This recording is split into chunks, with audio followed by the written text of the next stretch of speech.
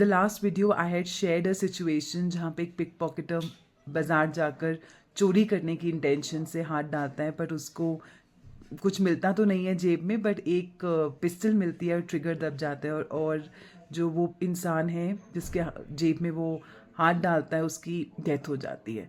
उस केस में मैंने आपको समझाया था कि वो जो ऑफेंस है वो थेफ्ट होगा या फिर मर्डर होगा।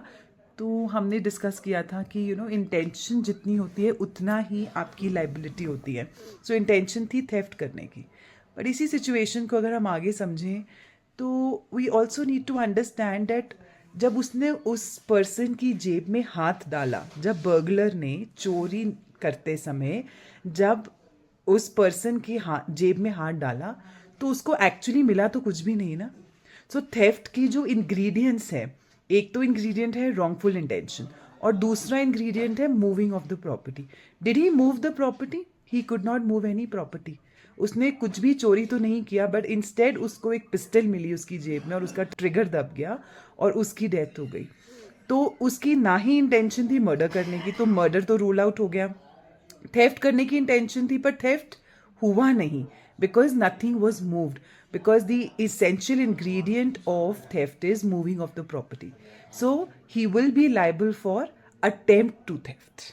बिकॉज आप याद रखिए कि जब भी आप एक ऑफेंस करने जाते हैं तो अगर वो ऑफेंस जो आप एक्ट कर रहे हैं वो एक्ट अगर सक्सेसफुल होता है तो आपकी लाइबिलिटी ऑफेंस के लिए होती है, और अगर वही एक्ट अनसक्सेसफुल है in that case the liability is only for the attempt.